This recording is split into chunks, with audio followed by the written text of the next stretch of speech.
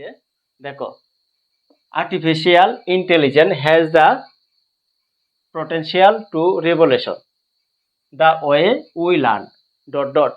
এটা দেখো তোমরা, আমি অল্প একটা লাইন লিখে দিছি, তারপরে এটা কিভাবে পাবে।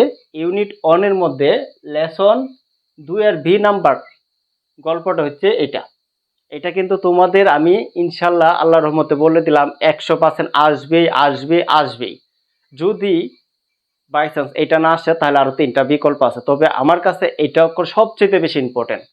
কি কারণে ইম্পর্টেন্ট আমি তোমাদেরকে বলি।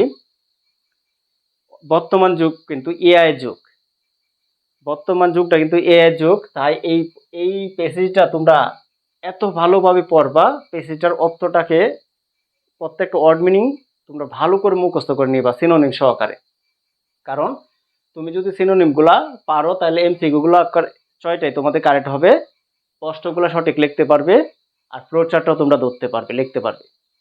তারপরে দেখো 2 নং, education aims to bring about positive change. এটা দেখো ইউনিট 1 এর মধ্যে লেসন 4 এর সি নাম্বারটা তোমরা এটা পাবে। এটাও কিন্তু মোস্ট ইম্পর্টেন্ট। আমাকে যদি বলো তো কোনটা আসবে, আমি 1 নাম্বারটাই যে আর্টিফিশিয়ালটারে রাখবো, আর এটাকে আমি 2 নাম্বার রাখছি। খুব ভালো করে পড়ে নিবা। তারপরে 3 নং দেখো, the orphanage is high in the Carolina mountain. এটা দেখো ইউনিট 8 লেসন 3 এর সি নাম্বার। এটা কিন্তু তোমাদের বিআরটিভি 2024 সালে এসেছিল। এই প্রশ্নটাও কিন্তু তোমাদের এই পেজটা খুবই ইম্পর্টেন্ট। এটা আমি 3 নাম্বার রাখছি, তোমরা এই 3টা খুব ভালো করে পড়বে। তারপরে দেখো the famous Greek philosopher Aristotle set. এটা ইউনিট 8 লেসন 1 এর বি নাম্বার। এই চারটা মডেল কিন্তু তোমাদের ভালো করে একদম টুডস্ত মুখস্থ করে নিতে হবে, মানে কি ওয়ার্ড মিনিংগুলো অর্থগুলো ভালো করে, তাহলে তোমরা এখান থেকে 14টা মার্ক অনায়াসে পেতে পারবা। আর বাকি যেগুলো আছে দেখো 5 নাম্বার, সাম অফ হো লিভ ইন আউটসাইড সোনারগাঁও। এটা দেখো ইউনিট 2 এর লেসন 4 এর বি নাম্বার। এই মডেলটা ইম্পর্টেন্ট আছে, তোমরা এটা পড়ে নিবা। আমি যে 7টা দিছি 7টাই কিন্তু ইম্পর্টেন্ট, এর মধ্যে 4টা হচ্ছে মোস্ট ইম্পর্টেন্ট।